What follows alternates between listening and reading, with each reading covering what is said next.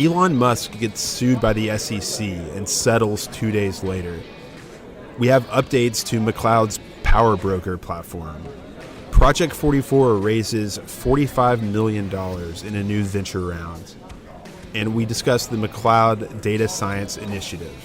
I'm JP. And I'm Chad. And we discuss all these issues and more on this special episode of What the Truck, coming to you live from the McLeod User Conference 2018 in Birmingham, Alabama.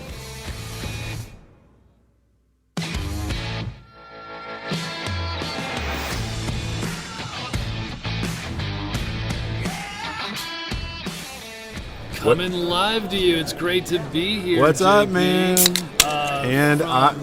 What are you rocking there? Just cracked open a Diet Coke because we are at a software users conference. So that is a good reason to crack open your Diet Coke. What you got there? Aquafina, pure water. I haven't heard of that brewery. It's very clear. It's got a clean finish. All right, man. Let's get into it, dude. First of all, it's awesome to be here. It's been great working with McLeod. UC 2018. Seeing just everything they're doing. The huge pieces of software they have, all of the users, how technical and engaged like the user base is, and just how quickly they kind of respond to input and will add features. If one customer asks them to do something, they'll put it in their program. It's pretty cool. But first, why don't we talk a little bit about some really big news that happened kind of just after we finished recording last week. Yeah. Basically on Thursday. This is about Elon Musk's tweet that he was thinking about taking Tesla private at $420 a share, and then he wrote those infamous two words, funding secured. And it caused an immediate pump in the price of the stock, and we could talk about, why he might have had a reason to do that, whether it's from sort of a corporate cash flow perspective with their maturing convertible bonds at the beginning of 2019, whether it was because of his own financial liabilities.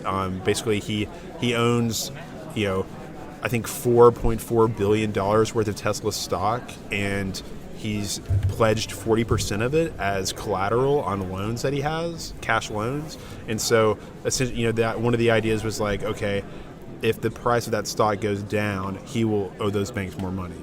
You know what I mean? Like if they're loaning him, I don't know exactly how it works. I don't know what the margins are, what kind of how leveraged it is. Yeah. But imagine that the bank says, "I'll loan you $1 for every $1 of collateral that you put up."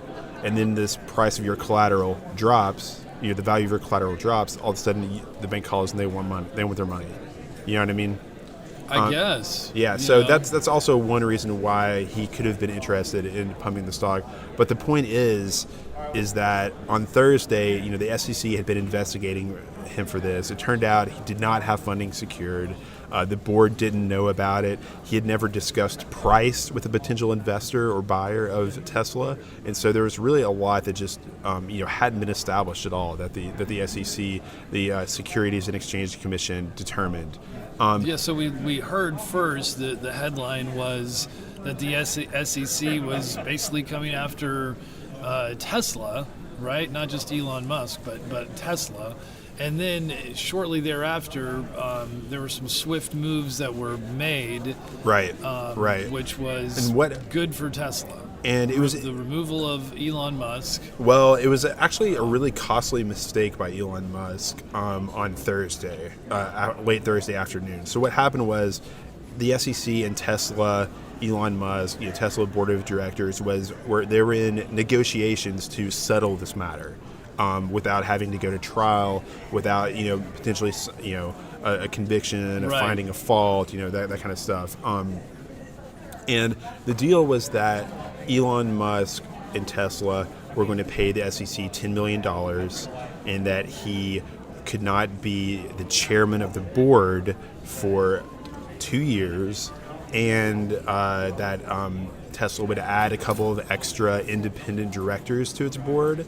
And finally, that it was this kind of settlement is called Musk neither admit nor deny settlement. So while Elon Musk and Tesla wouldn't be admitting to any wrongdoing, they also couldn't say that they did nothing wrong.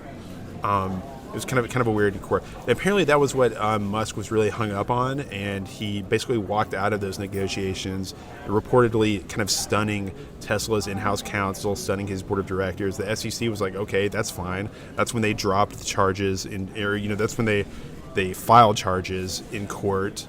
Obviously with a much more potentially harsh penalty, basically barring Elon Musk from serving as any kind of officer in a publicly traded company, which would have effectively removed him from Tesla, completely. Obviously, once the heavy hand of the SEC came crashing down, Tesla went back to the table really quickly, and Musk did. But this time, after they rejected the first settlement, they want to come back to the deal, come back to the table and make a deal after charges were filed. They didn't get the same offer. It was much worse. So instead of paying $10 million, now they have to pay $40 million. And instead of being barred as serving as the chairman of the board for 2 years, Elon Musk is now barred from serving as the chairman of the board for 3 years. So just, basically, I think this happened on Saturday. So really just 2 days and a rash decision by Elon Musk ended up costing Tesla an extra $30 million and barring him from the board for another whole year. It's just monopoly money. It's just it's not. Well, they really don't. real. They're cash strapped. They've got about I think as of last month they had about $2.2 billion in cash on hand. If the stock is trading below basically $300 and $359 in February, they'll owe bondholders $920 million. So almost half of all of their available cash. Like they $40 million is not a joke to Tesla right now, especially in cash. So it's kind of it's almost like, what has he really learned? Like the volatility, the sort of erratic parts of his behavior, the impulsiveness, the kind of things that led him to tweet funding secured in the first place are still kind of haunting him and still causing problems for the company. I mean, he walked out of these negotiations apparently no one told him that the SEC wins 95% of the cases it brings to trial. Like once they file charges on you, they got you. It so just seems like he had no leverage. There's a lot of impulse control going on. When we first started covering Tesla several months ago, I was a fanboy, pretty much to start things off. I just was amazed by this company. I think we all, on some level, we want to see this kind of stuff happen, such as they were doing. Right. But, it's been this slow drip. I feel like I've been cut by the executive departures, 10,000 paper cuts, the incessant, impulsive, silly tweeting, and just his image, man. Even all that you see him sort of getting up in the middle of the securities and exchange, the SEC. Yeah, just walking away from the table when you have nothing. You don't do that. That's no. You take the deal. And you just do not. If you walk away and you come back to the table, it's going to be that much worse. So a lot of silliness. Lot, and but really rapidly evolving situation. Pot, on TV with Joe Rogan. What is that doing for you? And I think they did have a great conversation. It's a really long form deep dive, 2.5 hour long podcast about all kinds of things. But just be aware that you have shareholders, you have a fiduciary responsibility.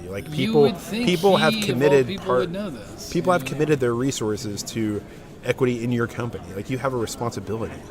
Anyway, so it's I don't think we're done yet. I really want to see we characterized this development as a win for Tesla shareholders, and I definitely think it is, because they will have a board that's truly independent of the CEO. Elon Musk will remain as the CEO, but he's going to be basically be held more accountable. And does he get to keep tweeting? Well, that one of the stipulations in the settlement was that the board establish better processes for supervising his communications to investors. So, to make sure this doesn't happen again, and he doesn't issue materially false and misleading information in an attempt to manipulate the price of the stock. So, there are things happening, and we'll see, sort of where that goes, because he hasn't had to deal with a combative, supervisory, or truly independent board. Like his board, like his cousin is on the board. You know what I mean? Like there are these like investors who like buy into the Elon Musk idea, but they are not actually like, experienced at running automotive companies. And so, he's really had a free hand, and a lot of the sort of controlled chaos, the improvisation that his fans find so inspiring. That's the positive part of it.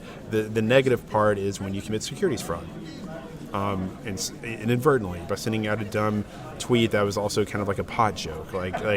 So we'll see where this goes. We'll see if they can put the genie back into the bottle in a way. You know what I mean? Yeah. And keep him controlled and let him be productive and inspiring and a brand ambassador at the same time that he takes his sort of duties more seriously. Stay tuned.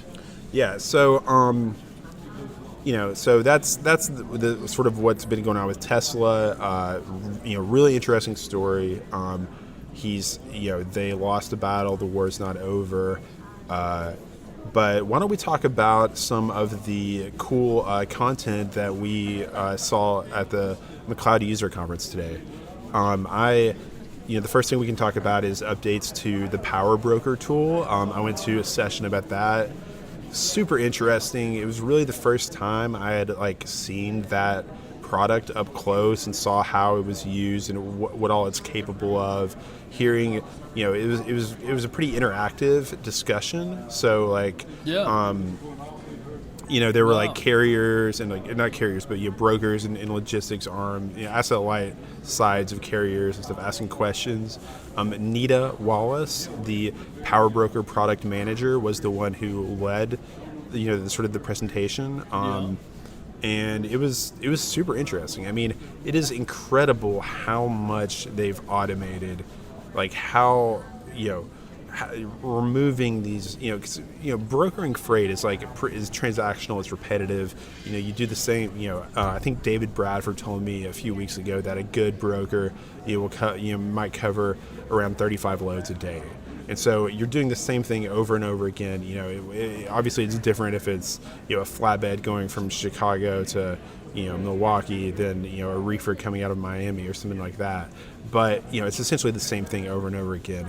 And it was really awesome and kind of unexpected for me to see how much of that they've automated, how smart this technology really is, all the different things that it can do. I was impressed. Yeah. One thing, basically, when there's a thing called a call-in, where a broker will call a driver or a carrier that has their freight and is moving it, and you just kind of call in to check and see what's going on, right? There's actually, based on the characteristics of that carrier and its history and different customized things, it generates a script especially for new brokers. So when they actually get the driver on the phone, it tells them the information that they need and what to make sure to ask about. Because a lot of times, when a broker, you finally get in touch with the driver, he or she's on the phone, you're talking to them, they hang up. They don't really want to talk to the broker again, that day. So if you miss the opportunity to ask the right questions, a lot of times you're out in the cold. So that was one really cool feature they talked about. Another really interesting feature, there are two more kind of things that I want to talk about just on PowerBroker that I thought were really cool. Mm-hmm. One of them is automatic waterfall tendering. Right. which we actually heard about from the comedian who's the lunch speaker. He was like, "Yeah, what the hell is a waterfall tender?" Well, I actually know what a waterfall tender is. Wow. It's essentially when you rank when you have a load that you're trying to cover, you can rank your carriers in order of preference, and then you can automatically set it up so that it generates a quote, makes an offer to those carriers in order. They have a certain amount of time before the offer expires, and then it goes to the next one, and you can automatically do that. You can add and subtract carriers from the waterfall list. You can stop the waterfall list. You can define it in certain ways. You can check its progress. You can share it with other people so they can monitor it but can't change it. And you can speed it up, slow it down, et cetera, et cetera. Really kind of cool stuff. Really automating a lot of the negotiation, the sourcing of capacity in the first place, making these offers. Again, it's waterfall tendering. It's pretty cool. Why do they call it waterfall? Because it's like it goes from like one and it like drips down, kind of like automatic. Like it starts with the first carrier if they don't respond, or if they say no, and the load, or the time expires, then it automatically goes to the next one, and then the next one. So it kind of goes to them in a certain order. You know what I mean? Just like a waterfall. Yeah, right. And then the other like kind of thing that I thought was really cool is that you can define your when you think about brokering things, brokering securities, stocks, whatever, the mantra is buy low, sell high, right? Yeah. But in freight brokering, it's actually backwards. You sell high, then you buy low. Like you sell the capacity before you have it, then you have to buy the capacity, and hopefully for a lower price than what you got. So how do you know? And I think it's like the problem with freight, as we know, it's volatile, it's dynamic, it changes a lot. You might quote a shipper on one load 1 week, a dry van load from Chicago to Atlanta. You might quote him one price 1 week. 2 weeks later, you quote the same load. All of a sudden, the spot rates have changed, and you lose money on it, even though it's the exact same load, same origin destination, same everything. So how do you know what price to quote carriers? How do you know? How do you know how much it's going to cost you to cover a load? Well, McLeod's TMS and PowerBroker especially, what it does actually, it has real freight market data built into it that it can call up from either DAT, from TruckStop, and from McLeod's own exchanges. And you can actually, when you're trying to determine like how much to quote a carrier, you can actually say, I want, my target is 90% of the market rate, but I'm willing to go as high as 115% of the current market rate. Then PowerBroker will actually pull that data, find what the rate is for that lane, and based on the characteristics of the shipment and all that kind of stuff, near-time market data, and then calculate it, apply those percentages, so the broker can sort of, basically try to maintain their margin or try to beat the market on every single load, and it's all automated. So I was really impressed by that. I thought it was so cool. Those last two features, waterfall tendering and the target / max payment by rate index, those are actually coming out in the fall release of PowerBroker, but NITA kind of included them as a preview. There's a lot of other like more mundane stuff, like we added this button to this window so you can do this from here without having to switch to this other window and click the same button. Right. Software like really granular, kind of in the weeds, like software updates. But some of the new capabilities, I was like, damn, like this is actually very cool, very intelligent. It has the potential to make brokers like so much more productive. Wow. Like I was like, if you start increasing I think the often quoted number for brokerage is like you want to have every broker bring in like about $1 million in top line revenue a year. Like if you can increase that number and use these intelligent tools to maximize your margins, like all brokerages using McLeod's TMS get that much more valuable as a company. They're bringing that much more money. They're de-risking you know, based on like because they're more in tune with like market movements. Like it's just a win-win, and you can really see like once you get into the nitty-gritty of this software how it makes businesses work better, people work better, and companies more valuable. It's super interesting. How long have they been already? Have they been using PowerBroker for I don't know. year? I don't know when it was new? started. PowerBroker itself is not new, so Right. it's literally in like version like 18.2. So it's been it's been around. It's large. It's complex. It's got tons of users who give feedback. So it's not a new thing, but they're adding the target and maximum payment by rate index is going to be new. The waterfall tendering is going to be new. That kind of stuff. PowerBroker. Yeah. It's like the power of love. You know? Yeah. Brokers don't get. I don't think brokers really get enough love, dude. I mean, they're so mistrusted. They don't have any overhead.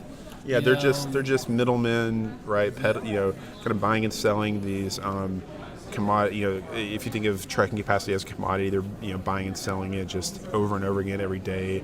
Like they're playing the market, but they really do. I mean, they really do perform like a critical economic function. Like they have a real task in the marketplace. Like shippers need to find trucks to move freight. Shout out to the brokers of the world. Yeah, and brokers. If you're a owner operator, it's about relationships, and you want to have a broker that you can trust, and we hear a lot about that. Right. Speaking of big data, I went to a pretty cool session as well, called the McLeod Data Science Initiative, tell us about that. What were they talking? Was it like a huge like overarching project? Is it like a specific like little thing with different objectives? Is it just like them trying to convince people that data is useful? Like what's the deal? Well, it started off with Randy Seals was the moderator, and he was fired up. He said, "This is the most exciting thing I've heard about from a trucking perspective in my entire life." So he must be laying down the gauntlet very excited. there. Yeah. But it was about Loadmaster and artificial intelligence and the machine learning process. McLeod is partnering with. Another guy, one of the main speakers was Josh Jones. He's the CEO of StrategyWise here in Birmingham. He was like, basically he was like, we're a data science team and we help companies figure out how to bring artificial intelligence and big data to your fingertips. Yeah, right. And so he talked about like using, well, one of the interesting things I feel like about big data and using it is, the more we use it, the more it's used in these, especially in these commercial applications, the more that the system is learning every single time. And you and me, or a trucker, broker, whatever, like they may just be making some small little micro decisions, but every single small decision requires the calculation of millions of small permutations of the computers themselves. Right. And so they're like constantly getting smarter, and I think that's so based on we talk about lane historical over time, that's becoming like you can increase your efficiencies across the board by using the existing data, basically it's all about time, and the more efficient you can run a lane, you're going to have better cost. You're going to define your network and your lanes better, all with this data. Let me ask you a question. Was the audience was it sort of addressed to carriers, or was it more addressed to like brokers? Were they talking about like your trucks, or were they talking about like an asset light 3PL? They weren't talking. It didn't seem like there was a focus on that. I mean, I guess carriers, but they were trying to persuade, carriers who would want to, use this software. Right, and start, sort of trust McLeod to aggregate your data, analyze it, give you recommendations, and then also sort of having the organizational culture in your own company to be able to take advantage of it and operationalize it once you do have data-based recommendations. And this brings me to a bit of a talking point that I've been starting to try to encourage, especially like the drivers of the world, like with the, I've been, saying like it's time to get on the bus, Gus. It's time to make a new plan, Stan. You know what I mean? Like it's time to like embrace the technology. Like right now, I realize that you're not king of the road in the same way that you used to be. Trucking isn't, you feel like maybe Big Brother is always in the cab checking with you you, out. yeah. And it's a little too regulated, and the hours of service are a pain in the ass. I get it all. And also, like, everybody's constantly telling you about the next greatest solution right. You didn't even know there was a problem that it was trying to solve. Right. But overall, like one of the cool things that's happening in this industry, it's long overdue, is all of this big data, all this artificial intelligence. It can make your life more efficient. Like it gives you grounding for the decisions you make. I mean, and at a certain point, like sure, it can even like help people like be sort of more accountable. It helps people understand like decision flows. Are you doing this? Are you quoting this lane based on your gut, or because like this is what the lane says over the thousands and thousands of different iterations that you guys have done. Yeah, exactly. And others. It's trucking can be cool in a different way now, and I think that as we're getting used to ELDs and all of this. Hey, I would just encourage everybody to make technology your friend, and your predictive maintenance is gonna be better. You're gonna be abandoned out on the highway a lot less often. Things are gonna be taken care of that way. I'm trying to think of the numerous examples of what it's data is doing. making technology your friend, but it's also like find the company, whether it's McLeod, whether it's DAT, whether it's Truck Stop, whether it's FreightWaves, whatever it is. Find the company that has the data that matters to your business and trust them. Right. You know what I mean? And change. Thousands do. Right. Yeah. And that's what's so interesting is that you can really see advances in productivity, advances in asset utilization, margins, reductions of downtime, all that kind of stuff. Knowing being driven by technology and data. Yeah, knowing like in advance, like where you can park. Right. Just on and on and on. Many good things that can help make your lives better with all of the data coming to us. Yeah, and then we have like one more kind of big headline that came out early this morning. Project 44, the Chicago-based visibility solution, run by Jet McCandless, great guy, friend of ours, completed a new round of venture capital fundraising. They raised $45 million. And I think Jet said to the Wall Street Journal that puts them at a valuation of slightly under $500 million, so slightly under $500 million. Not bad work if you can get it. Yeah, and so their growth, this comes less than 6 months after their previous rounds. They're Series B, so it's shaking. They're sucking up a lot of cash. Hopefully growing that revenue. Adding their headcount. Doing all the things that kind of a mid-stage startup is supposed to be doing. From what I understand, their product is really amazing. They are expanding both geographically and across modes. I think they actually have the best technology in terms of visibility. Like whether you're talking about them or 10.4 macro point 4 kites, all that kind of stuff. I think they are actually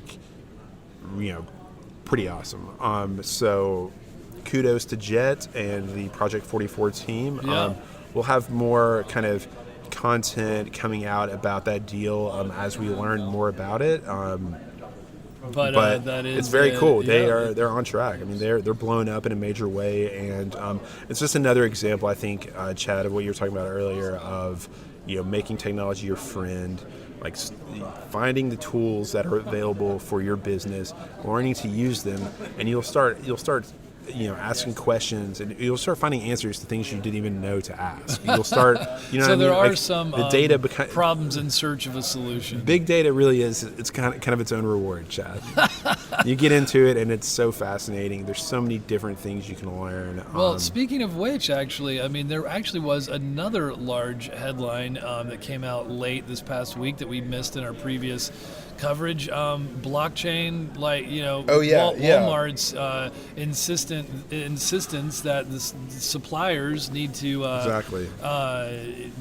get on their bus, Gus, and so I think they've given suppliers of leafy greens, essentially it's spinach and cabbage, lettuce, etc. Kale, they've given them arugula. 4 months essentially to adopt blockchain. It's the food trust network of IBM's, that specifically blockchain that they need to implement. And so to me, this is it's very interesting news in terms of enterprise solutions for blockchain. But I think it's a good news, bad news thing, or it's a mixed.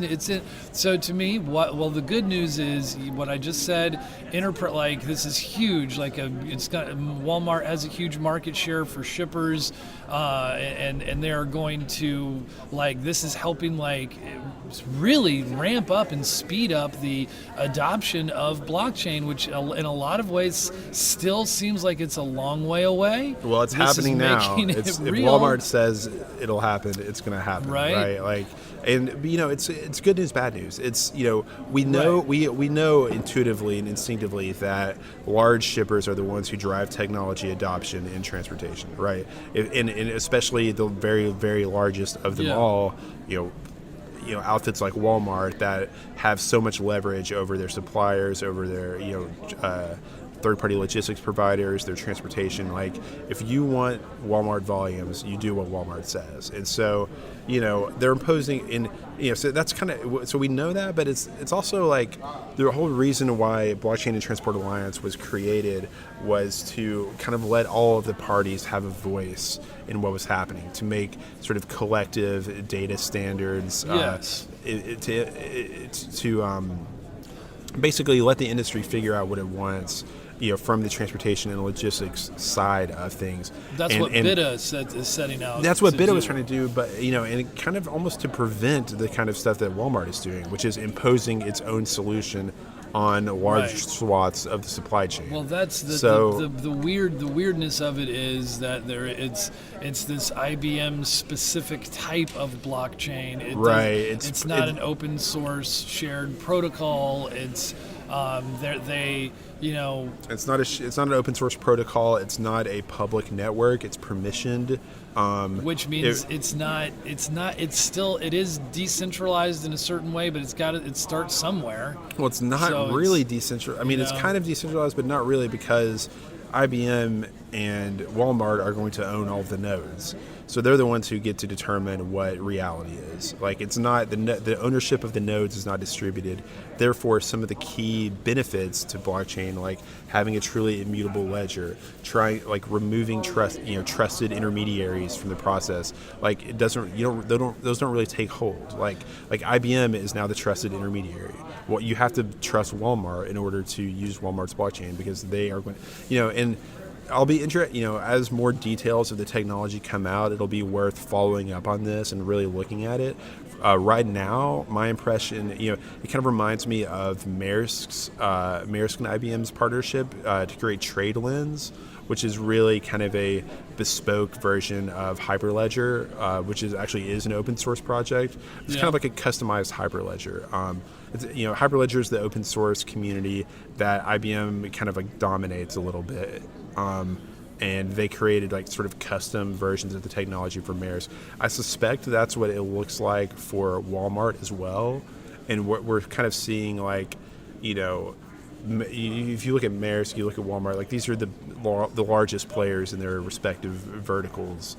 It seems like that this is how IBM plans to commercialize blockchain, is by using these giants, creating these proprietary software solutions. I think the real advance for Walmart here is not that it's going to be on the quote-unquote blockchain. The real advance is that they have this lever now to force technology adoption, to get everyone using the same software.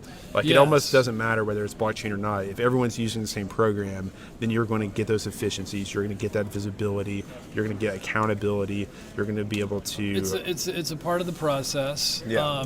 But someone, Sarah Tabor, an independent food safety consultant, who performs food safety audits on farms across the country, she's actually skeptical that blockchain is going to be the answer to food safety fears, really? At least when it comes to prevention. She says you can fabricate blockchain just as easy as anything else. It's treated like a guarantee, and it's not. It's just a ledger where you keep entries. She says people get excited about blockchain because it is fantastic for tracking digital assets, but for physical assets, she argues, it's just not. Now, I recognize her point here that, if say we had tainted lettuce from the romaine lettuce from the Yuma region, such as we did have, and it's tainted, we may not know that it was tainted. We may just give the stamp of approval anyway, and it still gets distributed and all of the above. But I think in the end, the ability to trace faster is simply, and more precisely is simply going to be better. Like, we do you have to recall tainted? Do you have to recall 100 million pounds of lettuce, or do you have to recall 1 million pounds of lettuce? Right. There is that too. So it's an interesting story. I mean, and to her point about blockchain and data integrity, like, okay, sure, like garbage in, garbage out. Like if what you write is, if you enter bad data into the blockchain, it's going to be there immutably. I mean, I think the real, the value add for this is, when you combine the Internet of Things with blockchain, when you have all these sensors everywhere constantly sort of, uploading data, and it's not human, right? That's how you de-risk it. That's how you make blockchain sort of legit. Like, and thank goodness it's but then all who calibrates data, the sensors? Right. You can go down a rabbit hole of like auditing and calibration and verification, right? And who is ultimately? But no one's responsible. But ultimately, everyone is. Yeah, ultimately, like here's what's going to matter. Like, is food safety improved? And is there a business proposition here? Like, how much money does it save over and above the cost of implementation? I mean, that's what it really comes down to in the end. It doesn't matter. I mean, you can have these philosophic debates about, okay, is it truly decentralized, or, are you really just keeping track of these digital assets that are sort of that imperfectly map onto the physical world? But at the end of the day, it's all about, like, is the food safer? Is it better? Do we know more about it? And does it save everyone in the supply chain, including the consumer, money? And I think you just answered your own question. Yes. So anyway, this has been a great session. I think we have tried our audience's patience long enough, but just bringing you big data and software applications happening across this it's long overdue, happening across all verticals of the supply chain and just in the freight and again, logistics transportation industry. Big thanks to McLeod for having us and for sponsoring this episode. Thank you. This episode of What the Truck. And that'll do it for the big stories this week. As always, we go into more detail about each of the topics we've talked about today on our website, FreightWaves.com.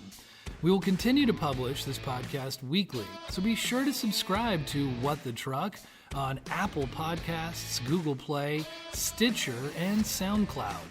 Also, make sure to leave us a review to let us know what you think of our new podcast. And if you're interested in freight economics and finance, come to our Market Waves conference at the Gaylord Texan Resort and Convention Center in Grapevine, Texas this November. Visit marketwaves18.com to learn more about this event. That'll do it for today. Thanks for tuning in, and we will see you next week on What the Truck.